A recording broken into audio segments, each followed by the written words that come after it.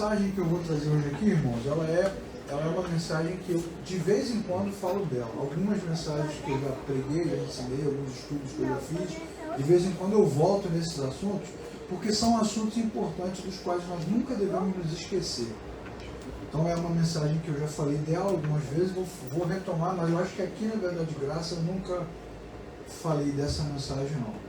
O livro de Apocalipse é um livro importante para nós e é um livro muito negligenciado entre os cristãos. Quase sempre se usa o livro para falar de cataclismo, de caos, de fim. E quase sempre se lembra do livro, alguém se lembra do livro quando acontece uma tragédia, tipo a Covid, um acidente aéreo, um ataque terrorista, ou uma crise iminente que vai surgir. Aí a turma vai lá para o Apocalipse, fica citando o texto do Apocalipse, aí junta Apocalipse com Nostradamus, né, com maias, astecas, aí vira tudo um rolo só.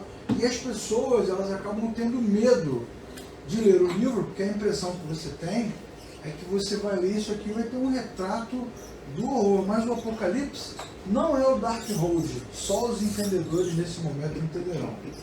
O Apocalipse é um livro de esperança, ele não é um livro de tragédia, de caos, de destruição. Ele é um livro de esperança, que deveria ser lido constantemente por nós, mas não é o que acontece. Não é o que acontece. A gente normalmente deixa esse livro em segundo plano, porque as pessoas têm medo, têm preocupação, elas olham para o livro com pavor, e a culpa disso é nossa mesmo, porque a gente acaba apresentando o livro como uma obra difícil, indecifrável, cheia de mistérios, cheia de códigos. Parece que você está lendo o Código da Vinci. Viu o filme já?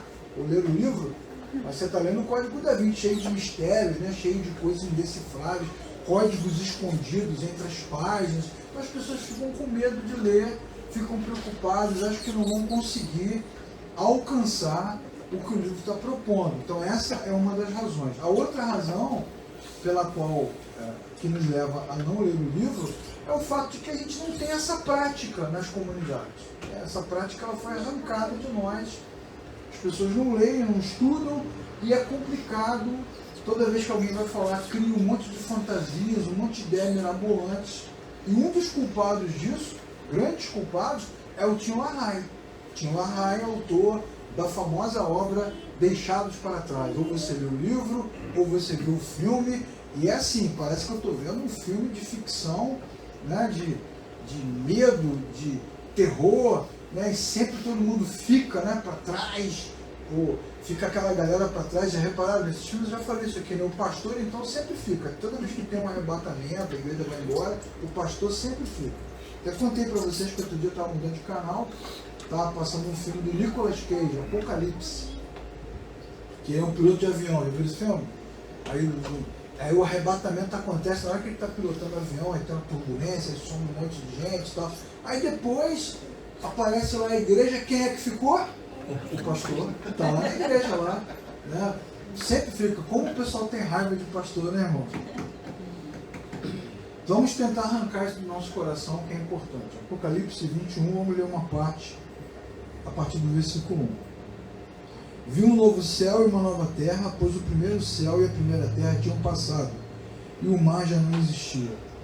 Vi a cidade santa, a Nova Jerusalém, que descia do céu da parte de Deus, preparada como noiva adornada para o seu marido. Ouvi uma forte voz que vinha do trono e dizia: agora o tabernáculo de Deus está com os homens, com os quais ele viverá. Eles serão os seus povos, o próprio Deus estará com eles e será o seu Deus.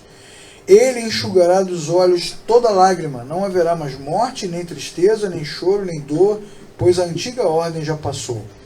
Aquele que estava sentado no trono disse: estou fazendo novas todas as coisas. E acrescentou: escreva isto, pois estas palavras são verdadeiras e dignas de confiança.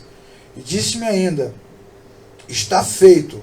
Eu sou o Alfa e o Ômega, o princípio e o fim. Quem tiver sede, darei de beber gratuitamente da fonte da água da vida. E o vencedor herdará tudo isto, e eu serei seu Deus, e ele será meu filho. Agora vamos para o capítulo 22. Vamos ler um pedacinho. partir do versículo 1. O anjo me mostrou o rio da água da vida, claro como cristal, fluía do trono de Deus e do Cordeiro. E no meio da cidade, de cada lado do rio, a árvore da vida, que dá 12 colheitas, dando fruto todos os meses. E as folhas da árvore servem para a cura das nações. Não haverá maldição. O trono de Deus e do Cordeiro estará na cidade, os seus servos o servirão. Verão a sua face e o seu nome estará em suas testas. Não haverá mais noite, não precisarão de luz de candeia, nem do sol, pois o Senhor Deus os iluminará, e eles reinarão para todo sempre. E o anjo me disse: estas palavras são dignas de confiança e verdadeiras. O Senhor, o Deus dos espíritos dos profetas, enviou o seu anjo para mostrar aos seus servos as coisas que em breve hão de acontecer. Eis que veio em breve, feliz aquele que guarda as palavras da profecia deste livro. Agora vamos ler o versículo 17. O Espírito e a noiva dizem vem, e todo aquele que ouvir diga vem, e quem tem sede venha, e quem quiser beba de graça da água da vida. Declaro a todos os que ouvem as palavras da profecia deste livro, se alguém acrescentar algo, Deus lhe acrescentará as pragas descritas no livro. Se alguém tirar alguma palavra, Deus tirará dele a sua parte na árvore da vida e na cidade santa, que estão descritas neste livro. Aquele que dá testemunho destas coisas diz, sim, venho em breve. Amém. Ora vem, Senhor Jesus. Amém, irmãos? Então, o livro de Apocalipse, ele foi escrito exatamente no momento em que se acreditava que tudo estava perdido. Nós temos uma playlist no canal do Oficina da Palavra sobre as cartas de Apocalipse. Temos aí o primeiro capítulo, segundo capítulo, terceiro livro, terceiro capítulo todo de Apocalipse, as aulas de aproximadamente 9, 10 minutos, com tradução em Libras, disponível para quem quiser estudar. Um estudo bem legal, bem completo, bem detalhado. E nesse estudo eu explico para os irmãos que quando o Apocalipse foi escrito, já depois da metade do primeiro século, os cristãos estavam sofrendo grande perseguição. Estavam sofrendo, sendo mortos, destruídos, amassados pelo Império Romano, obrigados a negar sua fé, queimados vivos, cortados, jogados na arena. Então a impressão que dava para alguns, e alguns historiadores narram isso, é que toda aquela fé era inútil, era vã, porque não estava valendo a pena. Não estava valendo a pena dizer que era cristão. E quando João foi preso, João, o último grande apóstolo vivo, quando ele foi preso, a impressão que dava também é que essa era a facada final no cristianismo. Quer dizer, os cristãos morrendo, todo mundo perdendo a vida, perdendo a esperança, perdendo a perspectiva, e o grande apóstolo agora também preso na ilha de Patmos. Então o Império Romano venceu, o mundo venceu, o mal venceu, era tudo uma grande ilusão.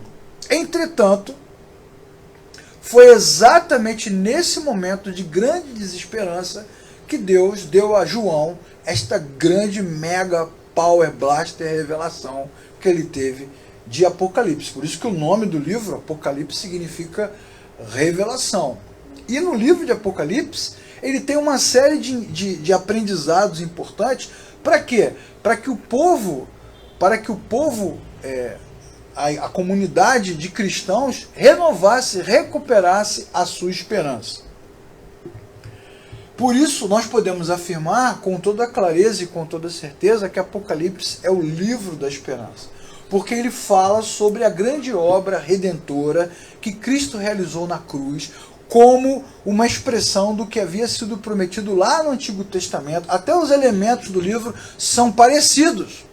Observem que foi num jardim, no Éden, que o homem teve o seu primeiro tropeço, caiu, rompeu com o Criador. Foi num jardim que onde Jesus foi preso, e ali ele chorou, mas ao mesmo tempo declarou firmeza, constância e fidelidade ao plano redentor de Deus. E agora Apocalipse apresenta para nós a imagem de um jardim.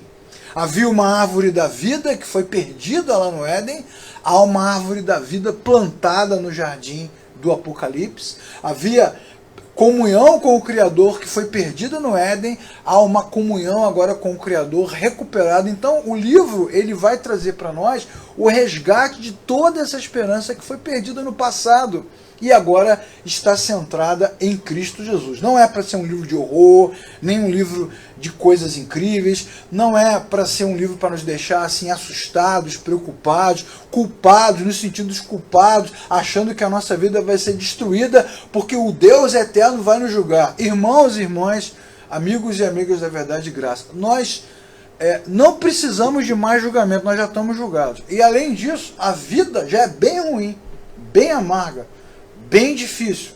Colocar sobre o nosso Deus, sobre o nosso Senhor e Salvador, esta marca de um Deus vingativo, destruidor, que fica caçando nas nossas vidas pequenas falhas para nos destruir, é a perfeita demonstração de que ainda não compreendemos o Evangelho, nem compreendemos a mensagem que há nas Escrituras.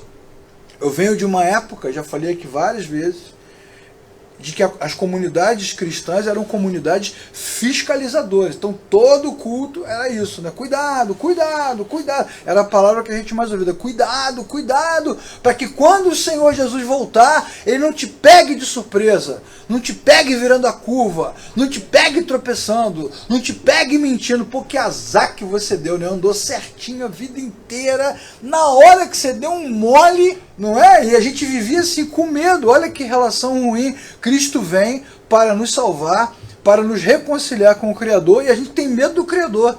Medo do Criador, medo dos olhos do Criador, medo do poder do Criador, medo do amor. Até o amor do Criador nos causa medo. Já citei também aquela música que a gente cantava para as crianças na igreja, né? Já que hoje é Dia das Mães, né?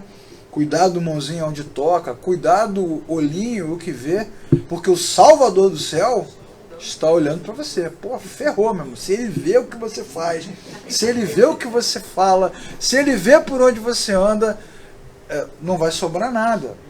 E aí as pessoas então vivem tensas, vivem preocupadas, vivem carregando um peso muito grande sobre os seus ombros. E é por isso também que se supervaloriza a igreja, porque a impressão que a gente tem é que quando a gente chega aqui, no domingo, a gente faz um descarrego, né, irmãos? Um descarrego daquele peso, em vez de ser podia até ter um rio aqui, né? Um sal, alguma coisa assim, para a gente dar uma descarregada. Aí a pessoa vem, chora, se quebranta, cai no chão, o pastor vai lá e estende a mão, o missionário, o bispo, derrama óleo, né? Proclama, fala um monte de coisa. Então as pessoas precisam da igreja, precisam do templo, precisam dos pastores, precisam da liderança para que tenham certeza da salvação, para que se sintam seguras. Olha, irmãos, mas nesse tempo aqui não tinha comunidades, mega igrejas, grandes lideranças, não, estava todo mundo perseguido, todo mundo escondido, todo mundo sofrendo. E é óbvio que o que o texto está nos ensinando é que a nossa esperança não vem da religião, a nossa esperança não vem da igreja, não vem dos líderes, a nossa esperança está em Cristo Jesus, o nosso Senhor. Da mesma forma, o livro de Apocalipse não é sobre Satanás. Pode observar que todo filme, geralmente eu uso sempre os filmes, que os filmes são bons, são boas ilustrações. Todo filme que fala de fim de mundo, apocalipse, arrebatamento, o personagem principal é o anticristo, é Satanás. É um cara bonitão, sensacional, cheio de dinheiro, que manda pra caramba. Parece até que Deus é fraquinho, né? E que está fazendo uma força enorme para lutar contra o inimigo. As igrejas mais contemporâneas do século XXI, elas dão tanta ênfase ao inimigo, a Satanás, né, as amarras, as algemas, né, dão tanta ênfase à expulsão de demônios, à expulsão de espíritos malignos, a quebrar coisas, a romper coisas. Dá tanta ênfase nisso que a gente quase esquece que Deus existe. Parece que Deus está escondido em algum lugar no multiverso. De novo, só os entendedores entenderão. Parece isso, que Deus é fraco, que Deus é frágil, né? Que Deus sofre. Vou citar de novo aqui o filme do Mel Gibson, que já citei outras vezes. Como Jesus apanha, como ele sofre, como ele está triste, como ele está magoado, como ele está arrebentado, e sofre.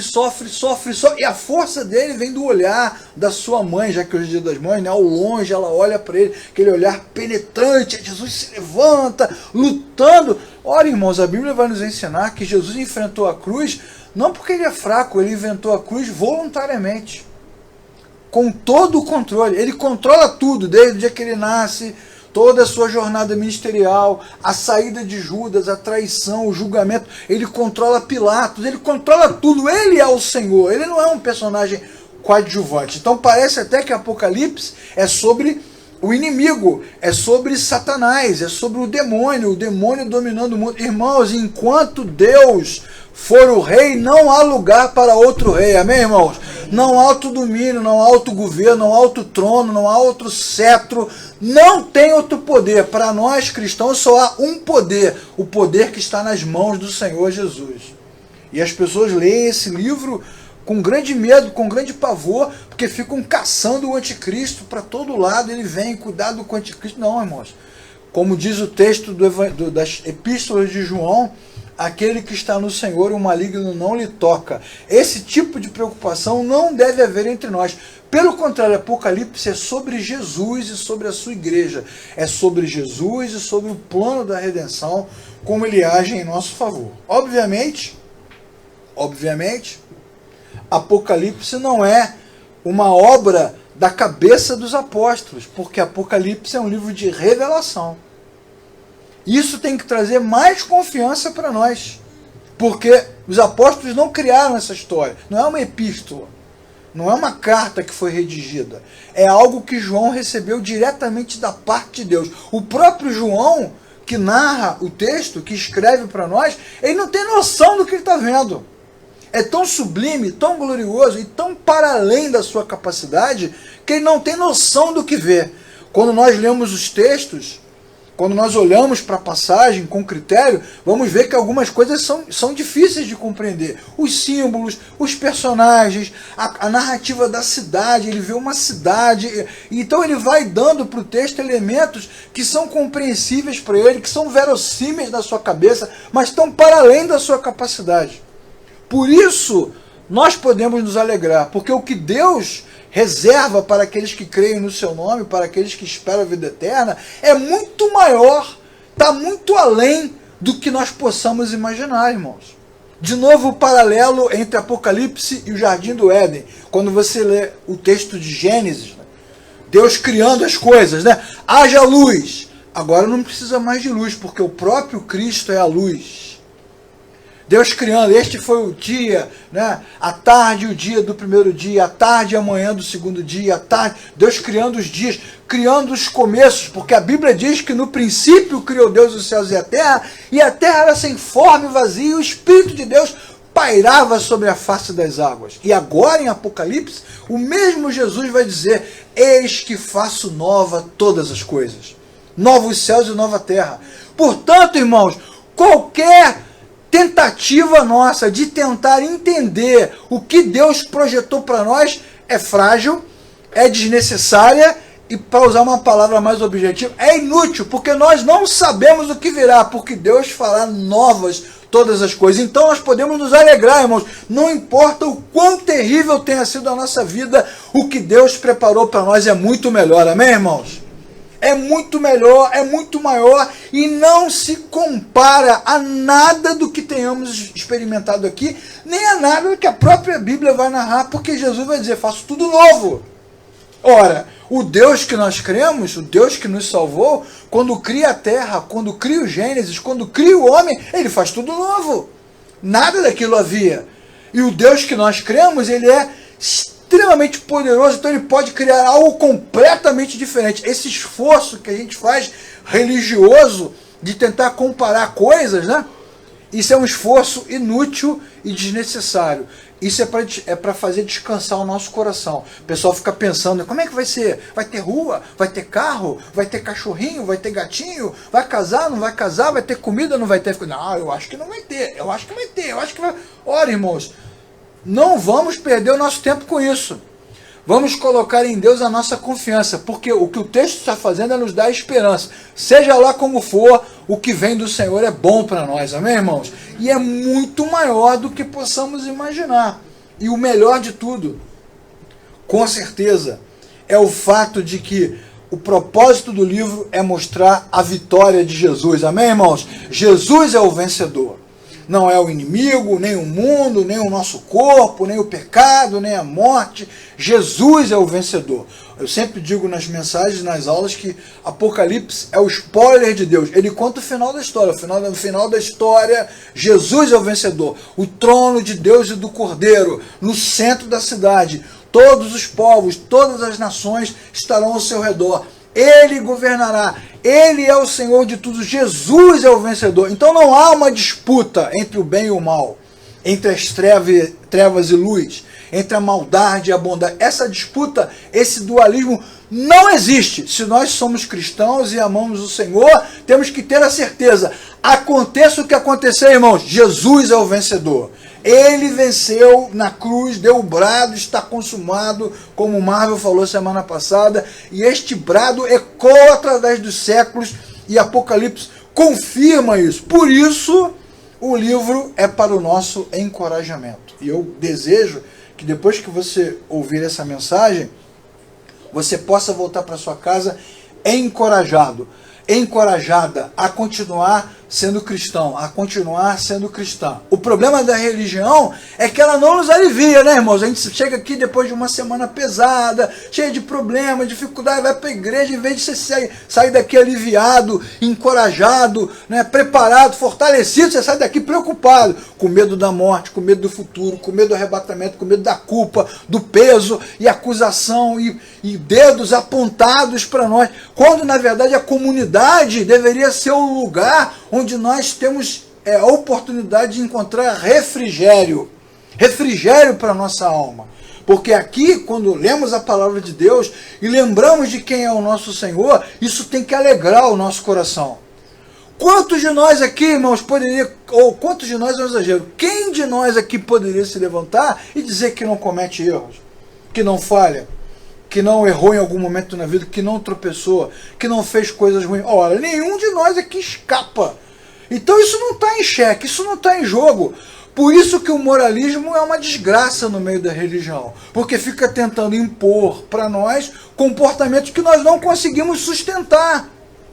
Portanto, a ênfase do texto nunca é em cima da questão moral. A ênfase do texto sempre é em cima da questão da graça. Tá ruim, tá difícil, tá complicado, mas não temam, no final, Jesus é o vencedor. E isso fortalece o nosso coração, isso nos encoraja muito a continuar vivendo. É óbvio que você vai encontrar em Apocalipse algumas passagens, algumas inclusive nesses capítulos que eu não li, ficarão de fora, mas essas passagens, irmãos, para nós que conhecemos a Cristo, que nascemos de novo, que fomos resgatados, essas passagens não nos dizem respeito, elas não foram escritas para nós. Essas passagens foram escritas para dizer o seguinte: vale a pena servir a Jesus. Os que não se encontrarem com Ele ficarão de fora, mas os que se encontrarem com Ele terão a vida eterna. Amém, irmãos? Observem como a religião às vezes é ruim. Ela dá ênfase no que não é para ter ênfase. Dá ênfase no ficarão de fora. Cuidado, você que é fofoqueiro, você que é dedo duro, você que é covarde, você que é mentiroso, você que é linguarudo. E a gente fica dando ênfase só no que não... Você que é adúltera. Mas a ênfase do texto não está na parte ruim, irmãos. Porque a parte ruim já está garantida desde que o homem caiu lá no Éden.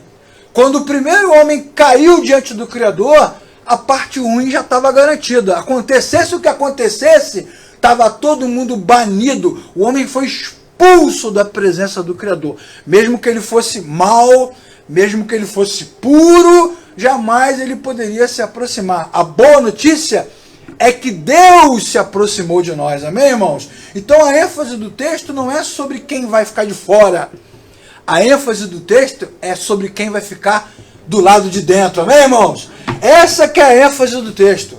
Essa que é a ênfase. Quando João fala, eu vi a multidão dos redimidos, então eu estava lá, você estava lá. João já viu a gente de longe, amém, irmãos? Entrando pelas portas da cidade. A ênfase não é sobre quem vai ser reprovado. A ênfase é sobre a graça derramada sobre quem será aprovado. Essa que é a ênfase. Como os cristãos gostam, também já falei isso várias vezes, como os cristãos gostam de falar de quem vai ser reprovado. No céu haverá muita surpresa, você vai ver.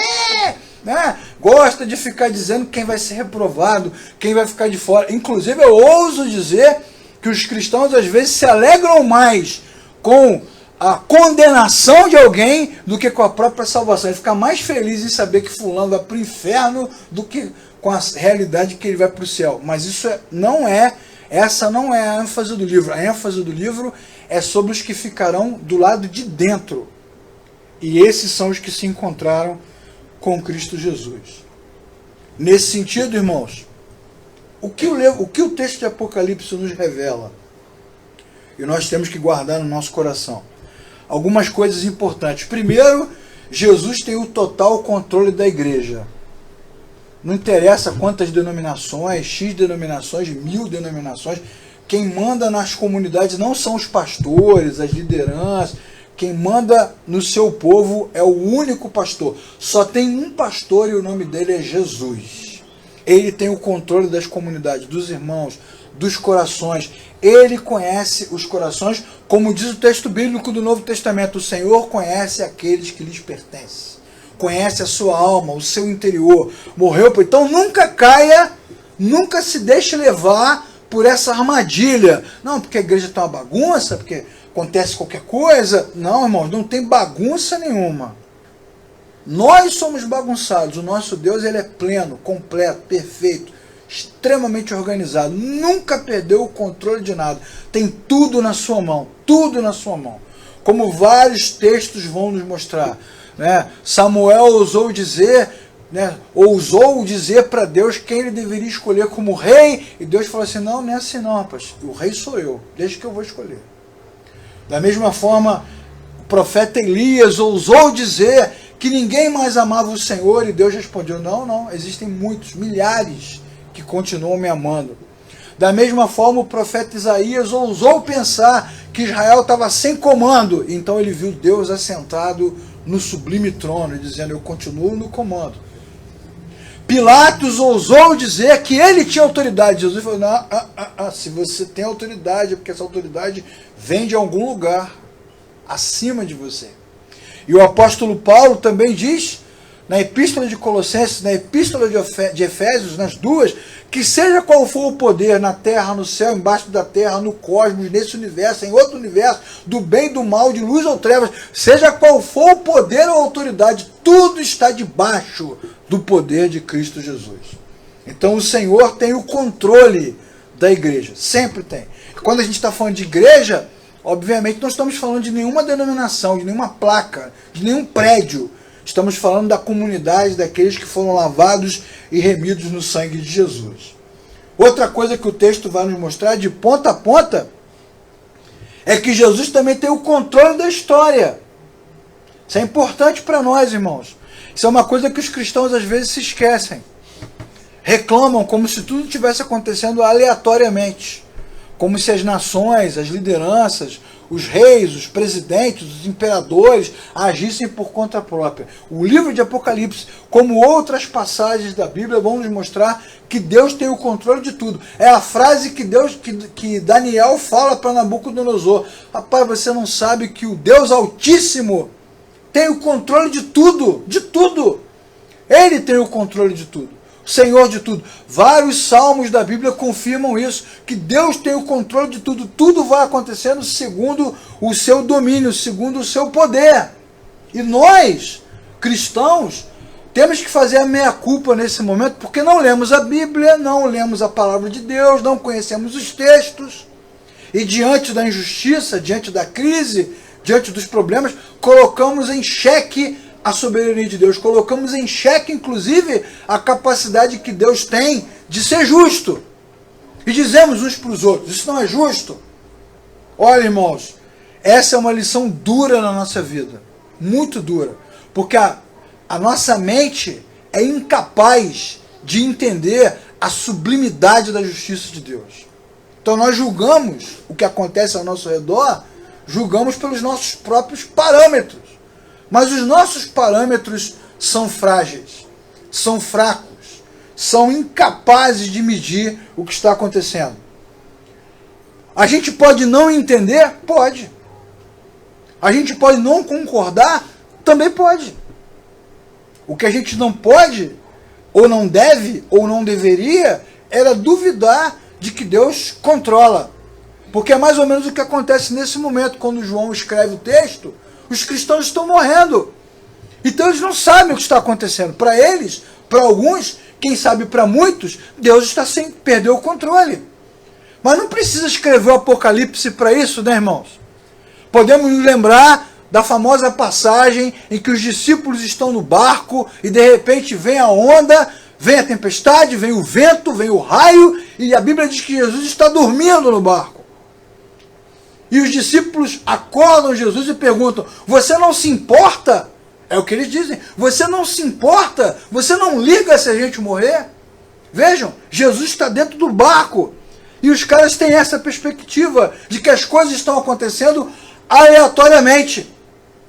E aí, de repente, Jesus se levanta, vai até a ponta do barco e dá uma ordem ao tempo, ao vento, à chuva, ao raio, ao cosmos, sei lá onde, e manda que aquilo pare. E os discípulos falam assim: quem é esse cara que controla o tempo, que controla o vento, que controla a chuva, que controla o raio, que controla o céu? Então eles se assustam. Eles estavam com medo da tempestade, agora eles têm mais medo de Jesus, porque Jesus manda na tempestade. E essa é uma lição importante, porque nós que somos cristãos, que dizemos que nascemos de novo, que dizemos que conhecemos Jesus, eu, você, eu mesmo, você, todos nós, várias vezes na nossa jornada, colocamos em xeque a capacidade, a autoridade, a soberania de Deus e por um momento, nem que seja por um segundo, pensamos: Deus se esqueceu de nós. Deus deixou a nossa vida correr de forma aleatória. Entretanto, Apocalipse vai lembrar para a gente o quê? Que Deus continua no comando da história. Amém, irmãos? Da minha vida, da sua vida, de todas as histórias. Isso traz uma lição simples. Importava aos discípulos naquele momento enfrentar a tempestade. Importa que em determinados momentos da nossa vida nós enfrentemos as nossas próprias tempestades. Numa analogia muito simples, muito sutil, algumas crises são maiores do que outras. Todas são difíceis de entender. Mas seja como for, Deus está no controle. É como Deus estivesse dizendo para os cristãos: vocês acham que Nero está mandando? Que Calígula está mandando? Que Roma está mandando? Que o mundo está caindo? Eles não sabem de nada. Acima de Roma está o meu trono. Acima da nossa vida, irmãos, está o trono do nosso Deus. Ele controla a nossa história. Por isso, nem a perseguição do mundo, nem o diabo podem destruir a igreja. Nada. Ninguém pode arrancar a nossa fé, irmãos. Nos destruir, nos matar. Isso é uma bobagem. Isso é um pensamento fragilizado. Não caia nessa esparrela dos políticos, né? Dos pastores, dos líderes. Nós temos que votar em fulano, beltrano, ciclano, porque a igreja vai ser perseguida e você não vai poder carregar sua Bíblia. Ora, irmãos, com perseguição ou sem perseguição, jamais alguém poderá roubar a nossa fé, porque Cristo mora dentro de nós, irmãos. Isso não importa se as portas estarão abertas, se as portas estarão fechadas. Isso não faz a menor diferença para nós. Isso é um delírio que as pessoas ficam incutindo na nossa cabeça, como se eu e você pudéssemos impedir alguma coisa. Nós não conseguimos impedir nem as coisas da nossa própria vida, não conseguimos controlar os nossos filhos, não conseguimos controlar a hora, não conseguimos nem controlar a nossa saúde. Quantas vezes você tomou remédio aí contando o tempo, minuto por minuto, e a pressão subiu, e a glicose subiu, e não adiantou nada. A gente não controla nada, irmãos, mas o nosso Deus controla tudo. E isso fortalece o nosso coração. Nada pode destruir a igreja. Quer abrir? A gente celebra. Quer fechar? A gente se fecha. Aconteça o que acontecer, se a nossa vida for arrancada, num abrir e fechar de olhos, estaremos diante do Senhor. Ninguém pode roubar isso de nós. Os inimigos que perseguem a comunidade dos cristãos serão vencidos. É isso que Apocalipse mostra. Os romanos são vencidos, as nações que vêm depois são vencidas, os demônios são vencidos, o anticristo é vencido, a besta é vencida, Satanás é vencido, o inferno é vencido. No final, o que sobra? Cristo no trono. e todos os que creram no seu nome. Todos eles são jogados em algum lugar, vencidos, derrotados. Essa é uma conversa muito ruim, irmãos. Esse tipo de discurso, de pregação, de mensagem, de literatura, de música, que exalta o inimigo, irmãos, isso não é cristianismo, não tem a ver com a nossa fé. Que o diabo faz isso, faz aquilo, cuidado. Não, irmãos, quem tem que ter cuidado é o inimigo com o tamanho do nosso Deus, que não pode ser medido, que não pode ser alcançado, que não pode ser compreendido pela mente humana. Nós somos servos do Deus Altíssimo e todos os inimigos serão perseguidos. Além disso, todos terão que enfrentar o juízo de Deus. Isso é muito legal no texto. O texto está nos dizendo o quê? Que aqueles que não nasceram de novo, não amam o Senhor, terão que enfrentar o juízo. O juízo ele é inevitável. O juízo é para os que não creram, é para os que não nasceram de novo, não é para os que creram, não é para nós, é para os que não creram. E essa decisão não é nossa, é de Deus, não tem a ver com empatia, nem com afetividade, tem a ver com a realidade bíblica, com a revelação bíblica. O juízo é para aqueles que não creram e não nasceram de novo. São esses que ficarão de fora. Os que ficarão de fora não ficarão porque erraram moralmente em algum momento. Ficarão porque não se encontraram com Cristo. E receberão do Senhor o juízo, a condenação. Como o próprio Jesus nos ensinou, eu não vim para condenar o mundo, eu vim para salvar o mundo já está condenado. O mundo já está condenado. Ou como diz o texto de Romanos 3:23, todos pecaram, destituídos estão da glória de Deus. Ou como diz o texto de Romanos 6:23, o salário do pecado é a morte. Então isso não precisa ser explicado mais. O juízo é implacável, implacável sobre todos os que não nasceram de novo. Entretanto, para aqueles que nasceram de novo, todos esses receberão de Deus a vida eterna. Amém, irmãos? Esse seu amém não está muito convicto, não. Está um amém meio melé-melé. Está um amém meio devagar, meio chuvoso, meio nublado. Irmãos, o que Apocalipse vai nos mostrar é que os cristãos recebem de Deus recompensa. Deus tem uma recompensa para nós. Não porque a gente mereça, mas porque Ele é gracioso. Ele tem uma recompensa. Como disse o texto que nós lemos aqui. Todo aquele que quiser, venha, e eu lhe darei de graça da água da vida. É uma recompensa. Tem prêmio para nós. E o prêmio é a vida eterna, a bem-aventurança eterna, a presença eterna do Criador. Então nós temos que olhar para o texto com muito carinho, porque ele aquece o nosso coração. O problema, irmãos e irmãs, é que nós ficamos muito moralistas e ao mesmo tempo nós ficamos muito secularizados. E o que eu quero dizer com secularizados? É que a gente não consegue olhar para cima, a gente só consegue olhar para baixo o tempo todo. Como diz o outro texto, pensem nas coisas que são de cima. Vocês já estão assentados acima. Mas a gente não consegue olhar para cima. Só olha para baixo. Perdemos a capacidade. Óbvio, a palavra de Deus não está dentro de nós. Tem tudo dentro de nós. Tudo, todo tipo de coisa. Todo tipo de informação. Todo tipo de sentimento. Menos a Escritura. É a Escritura que fortalece a nossa fé. Sem a Bíblia nós estamos perdidos, irmãos. Somos só religiosos. Não tem nenhuma diferença entre nós e qualquer outro religioso de qualquer outra profissão de fé. É a palavra de Deus que enche o nosso coração de expectativa eterna. Mas a gente perdeu essa expectativa. A gente não fala disso, não pensa nisso, não quer morrer, não quer viver. Se pudesse, nós viveríamos para sempre, porque achamos, por causa da religiosidade, que o bom de Deus, o presente de Deus, o melhor de Deus, é isso que a gente está fazendo aqui.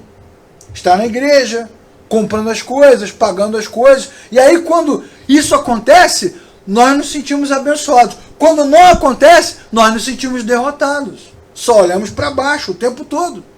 E a Bíblia nos manda olhar para cima, pensar nas coisas que são de cima. Vocês estão sentados acima. A Nova Jerusalém, a simbologia, ela vem de cima. E Cristo ascendeu aos céus, foi para cima. Todos esses textos, eles falam de quê? De um olhar elevado. Não é para dizer que o céu está em cima e o inferno está embaixo. É para dizer que Deus está acima, elevado, sobre. Deus Altíssimo. Eleva os meus olhos para os montes, sempre no alto, sempre acima, sempre num lugar superior. O nosso Deus é superior. A sua graça é superior, a sua redenção é superior, as suas promessas são superiores, e os nossos olhos ficam o tempo todo olhando para baixo, mas a Bíblia nos convida a pensar naquilo que vem de Deus, e o que vem de Deus é muito melhor. Então isso é que enche o nosso coração de esperança, e pouco falamos sobre isso, só falamos das nossas questões locais. Por isso precisamos ler o texto e fortalecer a nossa fé. A cada manhã, a cada semana, a cada domingo, sempre que for possível, nos lembrar uns aos outros. O nosso Cristo venceu e Ele voltará e nós viveremos para sempre com Ele.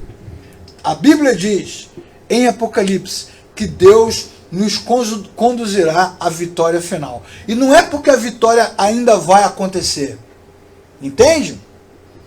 Há um olhar escatológico, apocalíptico, muito equivocado. Parece até que a gente está caminhando para uma batalha final. O pessoal viu muito filme, leu muito livro, então parece que a gente está indo para uma grande batalha. O inimigo vai juntar todos os seus demônios e os cristãos vão se juntar com todas as nações e vamos nos enfrentar em algum lugar, no alto da montanha, num vale, numa estrada, vamos nos enfrentar, vai ter um quebra-pau danado. Irmãos, isso não vai acontecer. Porque quem é que pode enfrentar o nosso Deus, irmãos? Quem é que pode enfrentar o Senhor? Que conversa é essa? Que expectativa maluca é essa? Todas as vezes que o povo de Israel foi para a guerra, achando que ia vencer os seus inimigos na mão, no pau, na espada, perdeu. Porque essa não é a luta dos servos de Deus. Mas todas as vezes que o povo de Israel esperou no Senhor a vitória, ele não precisou lutar.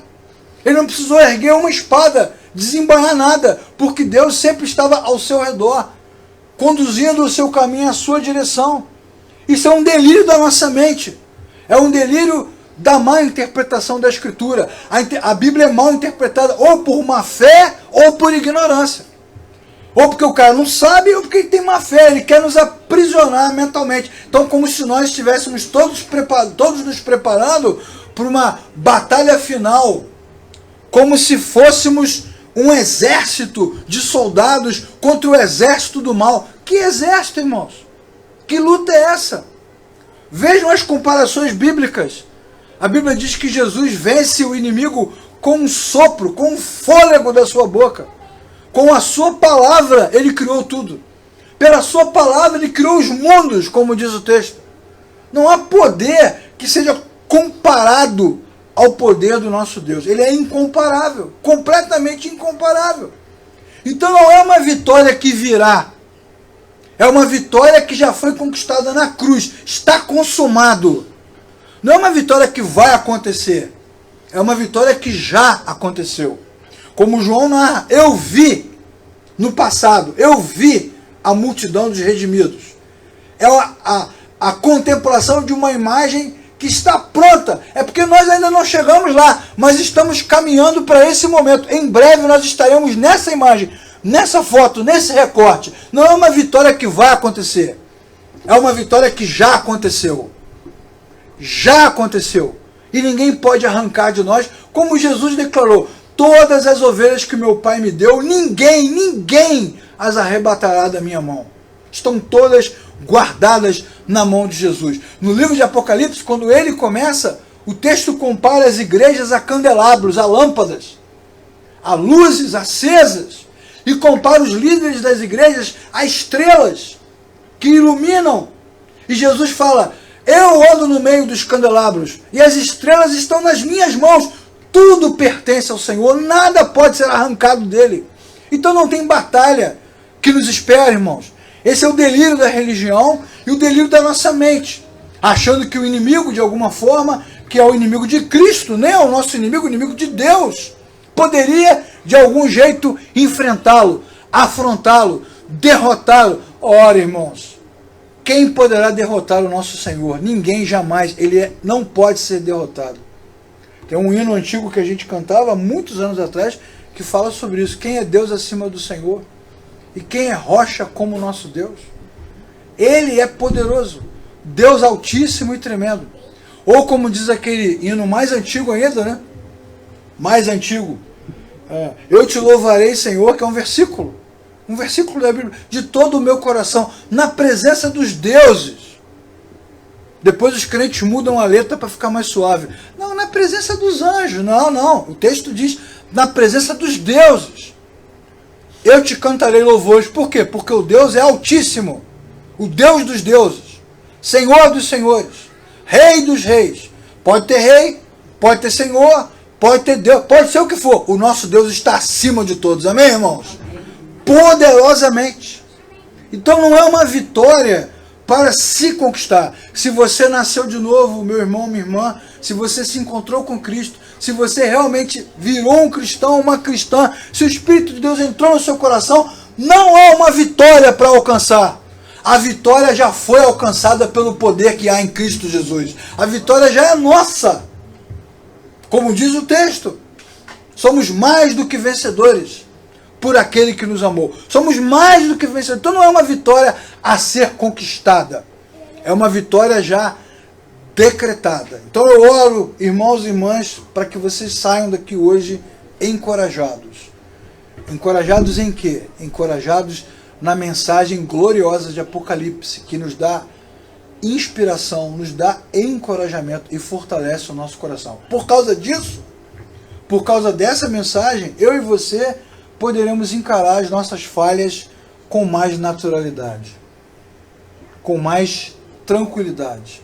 Os nossos erros, os nossos medos, com mais temperança. Por quê? Porque sabemos que o Deus eterno está conosco. Amém, irmãos? Vamos ficar...